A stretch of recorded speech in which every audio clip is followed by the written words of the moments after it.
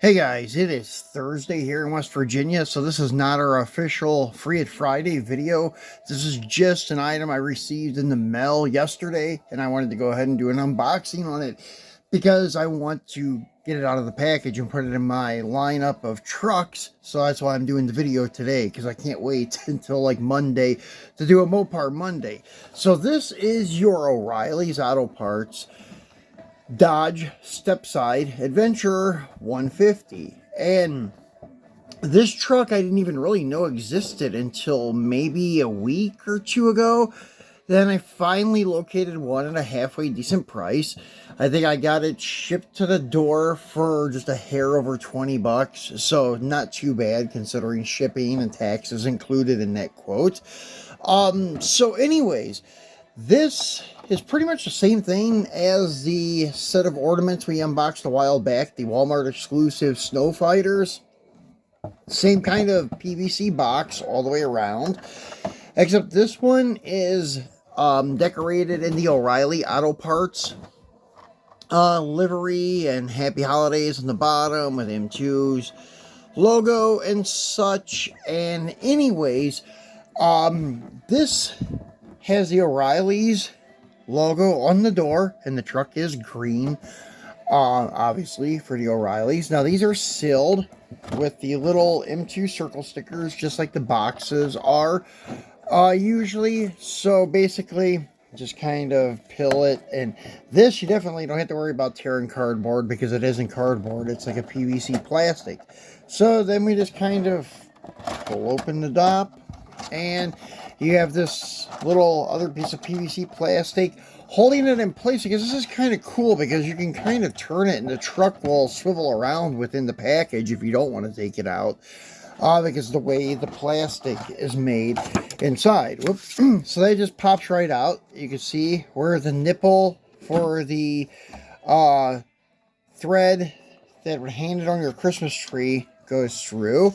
Kind of keeps it locked in place so it doesn't flip upside down like that or something. So anyways, it just kind of comes out as your bulb, and we're going to see how hard these are to open comparing to the Walmart ones. If you remember, the Walmart ones are pretty much a breeze. I just squeezed it and it popped right open.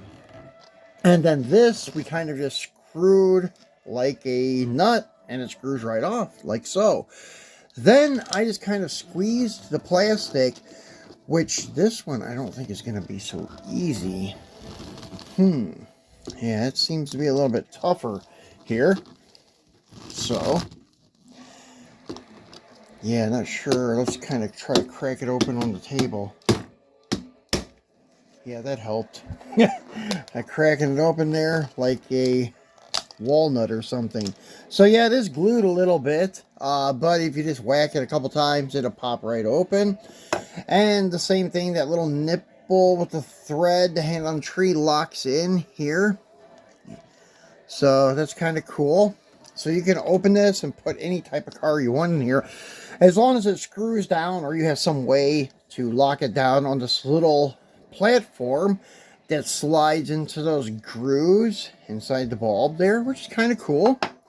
And same as any other M2, like how they're screwed down to the base, this is the same. It's screwed down to a base, and we'll get our handy dandy little Phillips screwdriver here and get him off of this little base. So this truck, usually, as you know, I'm not a big fan of like pop culture stuff, delivery, like the Coca-Cola trucks and Dinty Moore and the Sweethearts and all of that stuff. That's why I haven't really opted to buy the Sweethearts Dodge Stepside. Well, it's actually the Little Red Express, because I think it has the side pipes, or stack pipes, I should say, on it. And then I haven't bought the yellow Coca-Cola Stepside, and I haven't bought the Power Wagon Turtle Wax yet, because of those reasons. And another thing I recommend to do is that if you're not going to take it completely out of the ornament casing, I would at least open it and take the tree loose, get this rubber band off the truck, because rubber bands are notoriously known for destroying the paint on Hot Wheels. 100% stuff and black box stuff. But that rubber band that they used here is a little bit thinner. It's not so thick like the Hot Wheels stuff, but I don't know. It may just be something in the compound of making a rubber band that has an adverse reaction to the paint after a while. So, as you can see, it is a medium green color, and it looks just like the Oreillys color on their sign and such. So this one, as I started stating, I don't really care for pop culture stuff, but this one I could pass off as like one of their parts runner trucks. So this one I don't mind so much, because it would be pretty believable that maybe this was their truck that they used to go and get parts and stuff in the 70s. I'm not sure, and it looks like the bed is a little tweaked on this one. But that's M2 for you. So, anyways, I don't know if that's the bed. Yeah, maybe it is. I don't know. I have to compare it to the yellow ones because it doesn't look like the gap is messed up here. It just looks a little bit, I don't know, tweaked. Maybe it's just because of the side step here is a little bit above the rocker panel on the cab. So it gives it that look that it's a little bit tweaked. Maybe it is kind of made at an angle there to give it that illusion of being tweaked. And let me lower the camera so you guys can see here. The axles aren't bent too bad, but as you can see, they wobble a little bit. So once again, typical M2 stuff, but I do love this truck and their casting of the 72 to 93 style Dodge Ram, Power Wagon, Adventurer, whatever you want to call it. They changed names, but it's still the same truck pretty much from 72 until 93. The only thing I wish they would have done is they would have at least casted new beds without the holes in the side here for the side stacks for the Little Red Express, and they would have done away with the holes in the bed floor for the roll bar if they were not going to install that type of stuff on those vehicles. That's the downside of their like cost cutting stuff, because they leave those holes there and it wouldn't be much to fill them. At least I wouldn't think so. So anyways, that's my only complaint about it. I know I had somebody in one of my videos not too long ago, a week or two ago, mention that it's a shame that they didn't add a cage, but they have the holes there for the cage. And, and I started thinking, yeah, you're right. That's kind of a good point. I wish they would have done something with that. And then the thing that even is more uglier is these holes on the side for the stacks.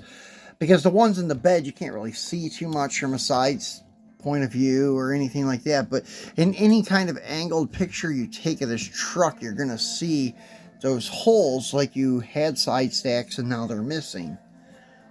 But I guess it is what it is. I mean, they're probably not going to do anything about that to change it. So we just have to live with it until someone else builds one, makes one that is a little bit better. But this one so far hasn't beat. I know the green light one isn't that great when it comes to like the track and stuff. That's the problem with their square body trucks. I do have a couple of long wheelbase Dodge trucks with the camper shells, the Winnebago one, and I forget the other one ordered. They will be here probably next week, and we'll get those cracked open for you guys and show them to you. But they're not bad looking trucks either. They're the only company that offers a long wheelbase in this style. So be sure to tune back in for our videos. We'll have another one for you tomorrow. And once again, it'll be a funny car free at Friday. We have a Dodge and a Pontiac for you. So be sure to tune back in for that, guys, and enjoy the rest of your week.